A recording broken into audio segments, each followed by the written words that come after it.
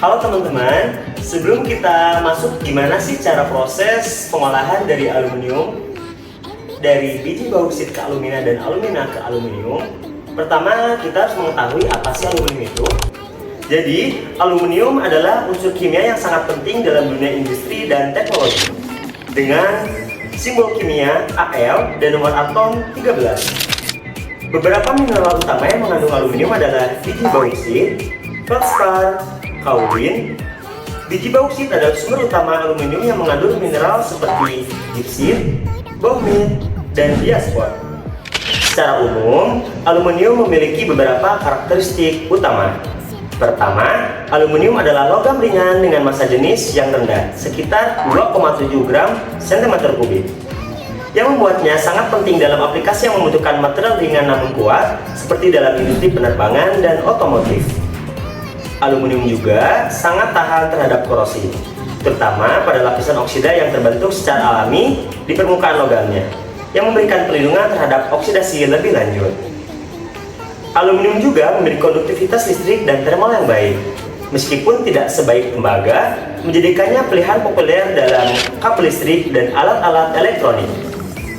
Karakteristik lainnya adalah aluminium memiliki titik lebur yang relatif rendah, sekitar 660 derajat Celcius, dibandingkan dengan logam-logam lain yang sering digunakan dalam industri.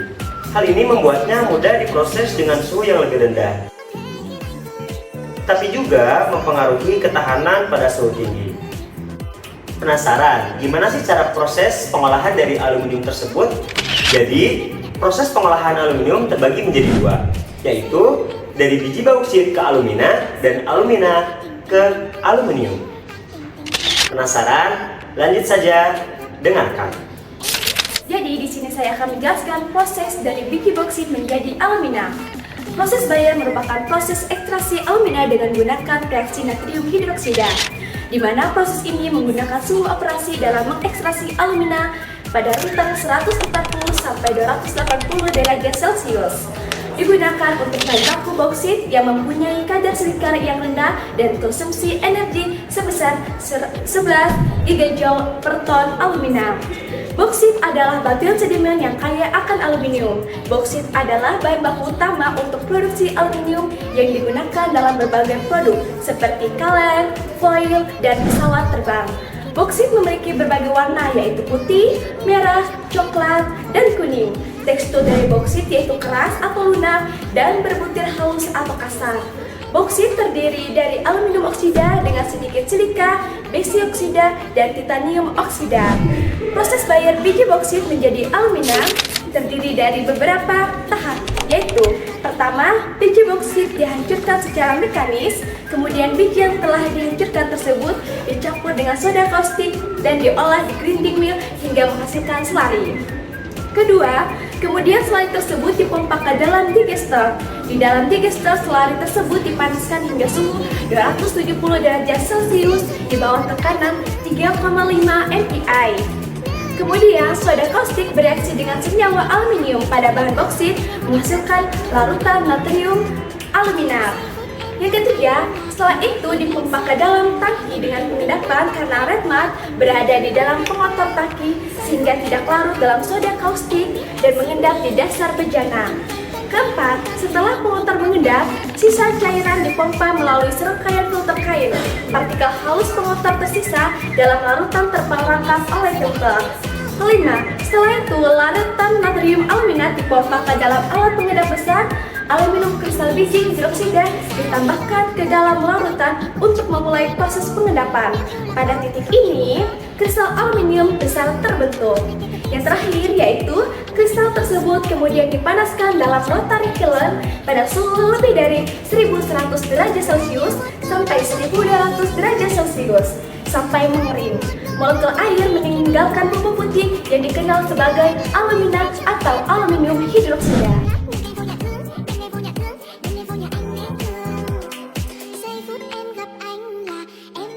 Jadi, saya akan melanjutkan penjelasan apa itu dari alumina menjadi aluminium murni. Nah, alumina menjadi aluminium murni ini melewati proses Hall-Héroult. Nah, proses Hall-Héroult sendiri itu adalah proses yang digunakan untuk menghasilkan dari aluminium oksida menjadi aluminium murni. Nah, aluminium oksida ini yang telah dihasilkan dari proses Bayer itu akan dilarutkan di dalam kriolit. Nah, setelah dilarutkan dalam kriolit, kemudian aluminium ini akan dihasilkan lewat elektrolisis lebur. Sebelumnya, apa sih itu kriolit? Nah, kriolit sendiri itu adalah berfungsi untuk menurunkan titik didih aluminium yang awalnya 2000 sampai 2500 derajat Celcius. Nah, nanti akan turun menjadi 900 sampai 1000 derajat Celcius. Nah, setelah turunnya itu akan meningkatkan konduktivitasnya sehingga membuat elektrolisis alumina menjadi lebih ekonomis. Nah, sebelum proses elektrolisis lebur itu terjadi, aluminium oksida yang awalnya titik leburnya di 2000 sampai 2500 derajat Celcius itu akan dilarutkan di dalam kriolit, yaitu Na3AlF6, yang setelah dilarutkan itu titik didih aluminium oksida tadi akan turun menjadi 900 sampai 1000 derajat Celcius. Nah, setelah turunnya itu, campuran yang dihasilkan ini kini memiliki titik lebur 900 sampai 1000 derajat Celcius, sehingga proses elektrolisis lebur itu akan mungkin terjadinya. Nah, sebelum lanjut ke proses elektrolisisnya, kita harus tahu katoda dan anoda di proses Hall-Héroult itu sendiri. Nah, katodanya itu terbuat dari pot yang terdiri dari cangkang baja yang dilapisi baja tahan api. Nah, karbon itu untuk membentuk elektronegatif atau yang bisa disebut kita katoda.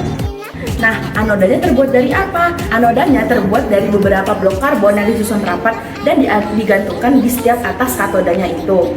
Nah, blok-blok ini berfungsi sebagai anoda atau elektroda positif yang terendam di dalam bak berisikan cairan elektrolit yang telah dilarutkan di dalam alumina. Nah, proses elektrolisa ini dapat disederhanakan seperti ini. Nah, katodanya yaitu reaksinya tuh Al3 plus ditambah 3 elektron menghasilkan aluminium. Nah, anodanya oksigen ditambah karbon menghasilkan CO ditambah 2 elektron. Secara keseluruhannya, reaksi katoda dan anoda ini adalah Al2O3 ditambah 3 karbon menghasilkan 2Al ditambah 3 CO.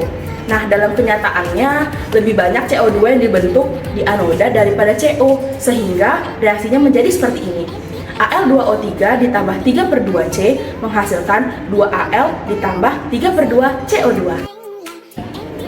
Oke teman-teman, tadi adalah penjelasan yang sudah disampaikan oleh Umi dan Putri mengenai biji bauksit menjadi alumina dan alumina menjadi aluminium. Yuk kita bahas sekarang apa aja sih aplikasi dan prospek market biji aluminium hingga logam aluminium. Yuk kita bahas. Nah, yang pertama, 29% logam aluminium digunakan sebagai transportasi. Transportasi di dunia dalam logam aluminium itu digunakan sebagai bagian-bagian dari transportasi mobil, motor, kereta, dan lain-lain.